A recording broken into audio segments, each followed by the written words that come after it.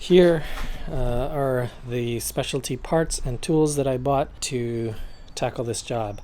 When I took it to the mechanic, they just replaced that.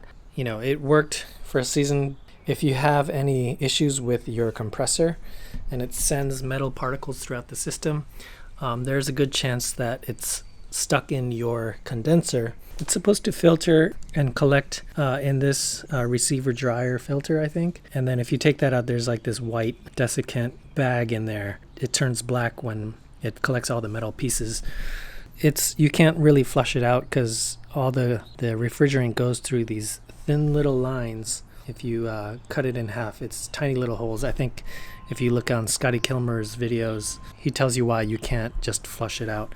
I think one of the mistakes that I did last year was they didn't replace the condenser. I think at the minimum you need to replace the compressor and the condenser. I think to replace the entire AC system at a mechanic costs, I don't know, $1,500, $2,000. When the car itself isn't worth that much, then it kind of makes it worthwhile to just do it yourself, do it right.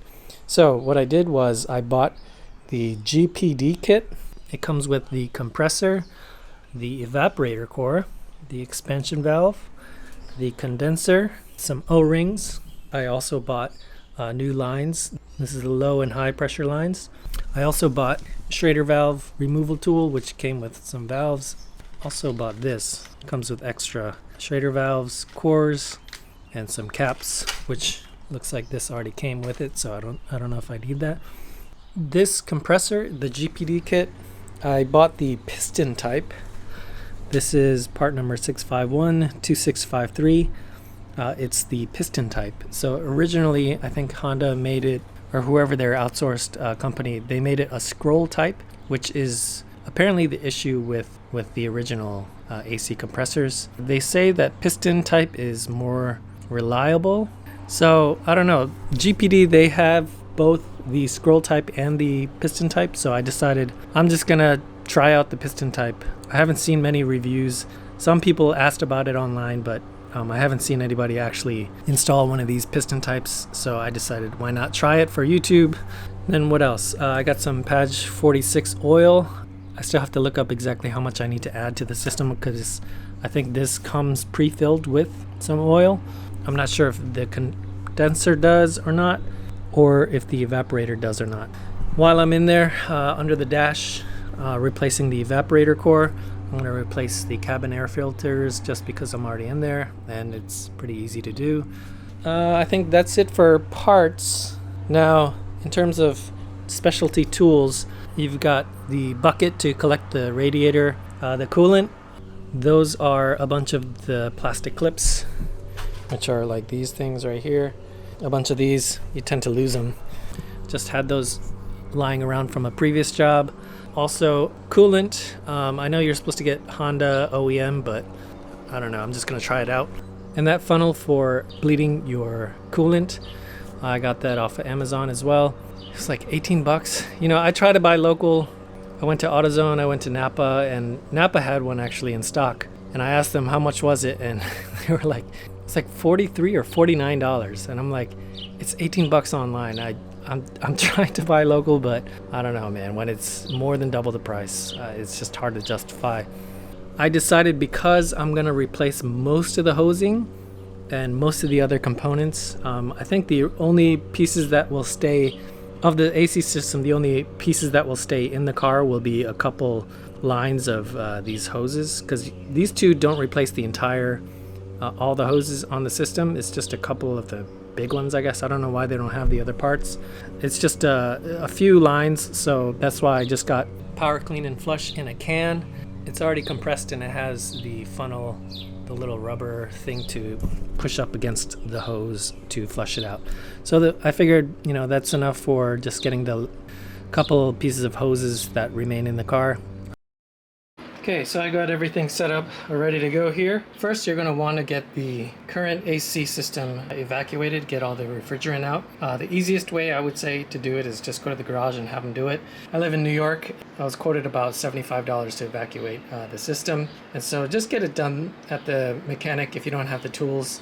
I did some of the math, and really it didn't really come out to be worth doing it yourself, getting all the tools, the tank, the scale, the recovery machine. It's just too much. Like, how often are you really going to evacuate your AC system?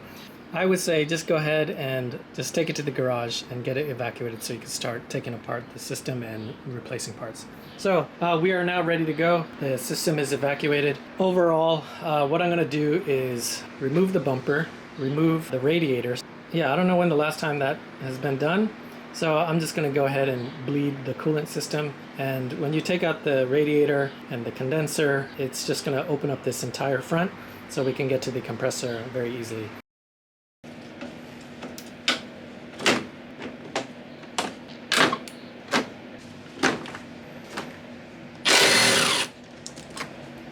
Don't forget to disconnect the battery.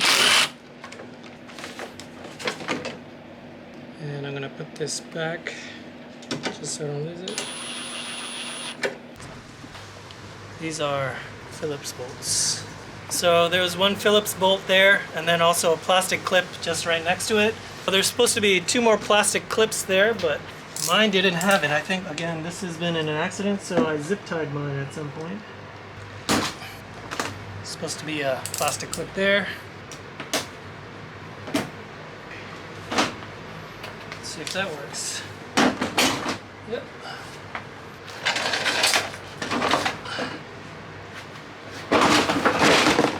Okay, there we go.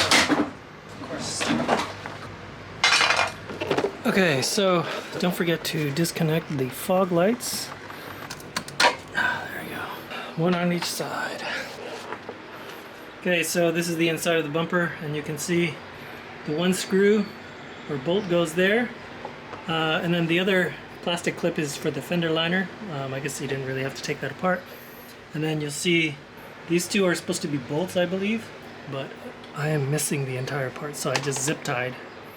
And then you can see 2 more plastic clips here. For the grill, it's attached to a bolt here, a bolt on the other side here. Of course, mine broke. And then 2 plastic clips, and that's how the grill is attached. I'm going to start taking the condenser out right here. This is for the AC. Looks like it's held in place by this bracket right here. So it looks like there's a 10 mil bolt there, one on the other side, and then also this line. I think this line goes to the compressor, this right here, and then this line is feeding to the high pressure line. This right here, and then that's at the bottom of the condenser right there. So we're gonna go ahead and take, looks like a 10 mil, so we're gonna take that out, disconnect that right there. Looks like there's some way to access it. Gotta figure out how to access that bolt right there. Oh, I think I'm supposed to take this tray out, so we'll do that, and then we'll go ahead and take these bolts out, see if it rises. All right. Oh, I can't get that. Okay, 10 mil bolt, AC line to the condenser. I guess it was still under pressure. And a bunch, wow, look at that. A bunch of metal shards. Can you see that? This just spit out a bunch of metal shards. Yeah, that's not from the fitting. No wonder this wasn't working. It was just full of metal.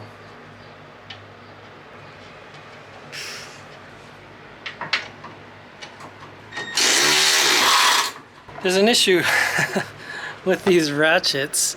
If you back it into something, you have no way to access the flip switch to start tightening. So you're kind of stuck there. Okay, that's stuck there. So I'll just have to wait till I get the rest of this condenser out. I guess I'll use the monkey wrench.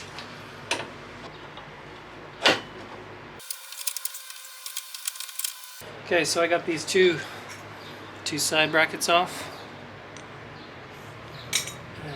or the 2 top brackets, and they are sitting on 2 rubber grommet brackets on the bottom as well. So I'm just pulling out one side so I can wrench out. There we go. Okay. Okay. There's the refrigerant line bolt. So right in there, I took this bolt out. There it is. There we go. Pulls right out. Simple enough. And I'm going to go ahead and save this bolt just in case I need it for the other condenser. I'll undo this later and see how black it is. But put this aside for now and get this fixed. Okay, time to bleed the radiator. Alright, so right on the back here of the radiator, about on the 1/3 on the right side, when you're looking at it from the front, there's a little white, let's see if you can see it from here. There it is. That little thing sticking out right there. You're going to turn that and let the coolant come out. Make it just enough to start to dribble.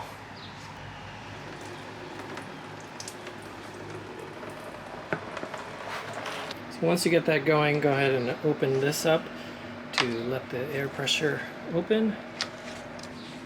Go ahead and let that breathe in air. Okay, it's pretty much done draining. So next, actually while I was waiting, I already did it, but there's this bracket, this rubber holder that holds onto the corner of the radiator, and there's a 10 mil bolt right there. 10 mil bolt on the side right here. Go ahead, take that out. One on each side. 10 mil bolt there. 10 mil bolt on the side, and it holds to here. And then next, the radiator is basically ready to come out except for the fans that are attached and this hose right here. So we're going to go ahead and start disconnecting.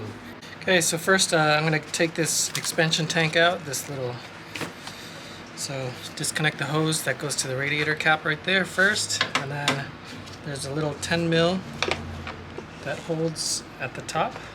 So go ahead and take that out.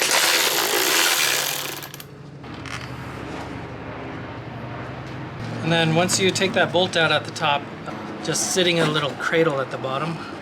So you can just go ahead and start pulling it out.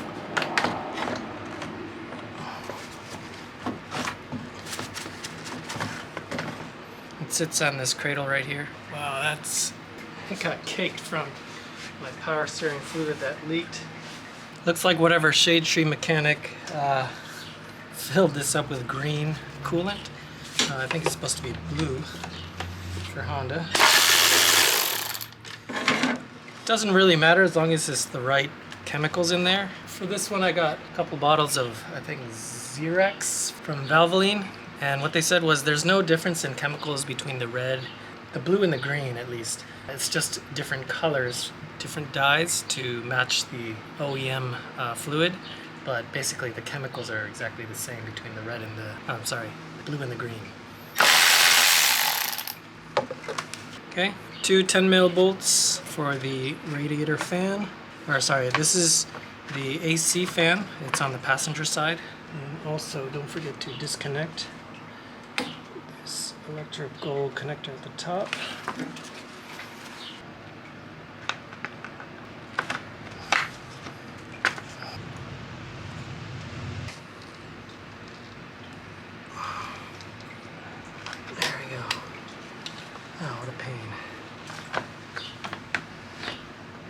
One more connector below.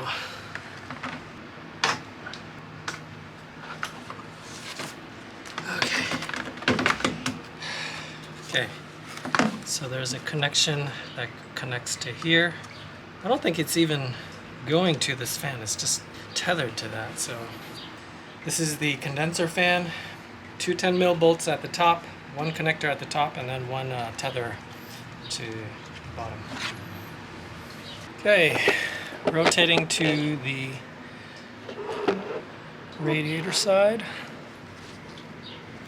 Here is the radiator, and we're going to disconnect this main hose right here.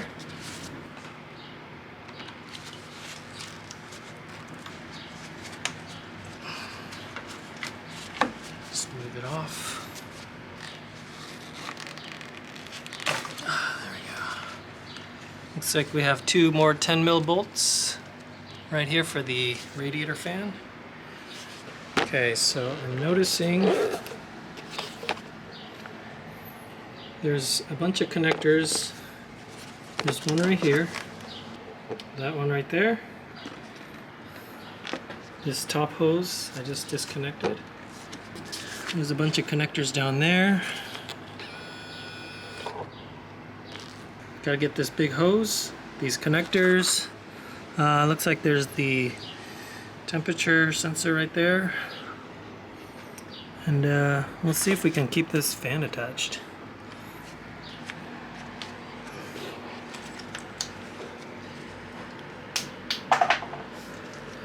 Great. These two were disconnected last time. So I wonder if this has to do with why the... Oh. Yeah, I remember last time this thing had a problem connecting. So maybe that was our issue.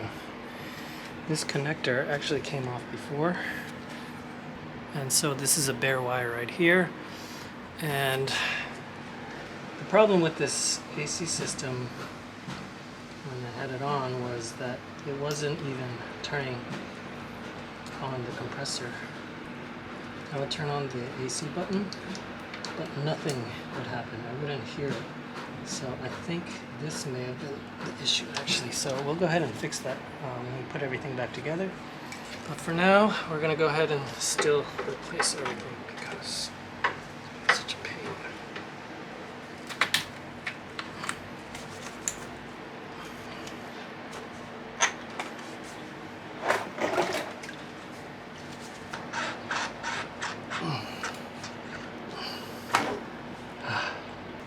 Got the temperature disconnected. This goes to the condenser fan, or at least it hooks onto it. We'll retape that.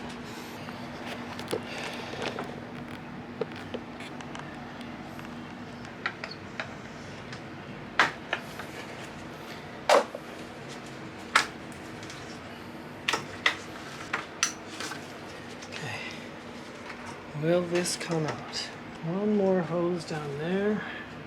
A little hose.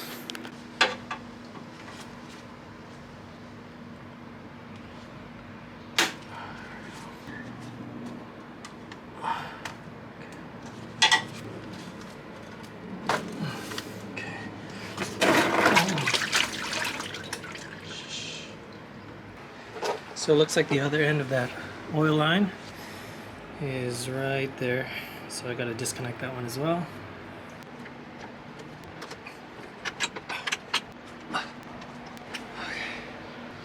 Okay, I think that's it. There is the radiator. And I'm going to tilt this forward just to drain any last bit out of this.